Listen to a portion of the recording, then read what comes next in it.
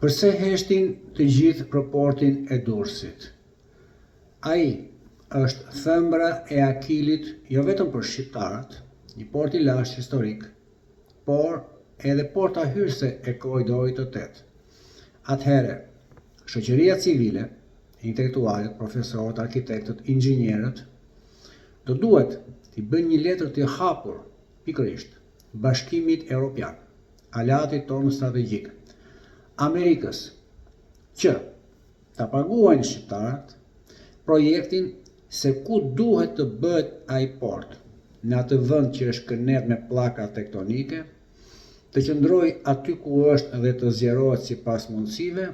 apo në një vend tjetër ku do të thonë pikërisht Europa,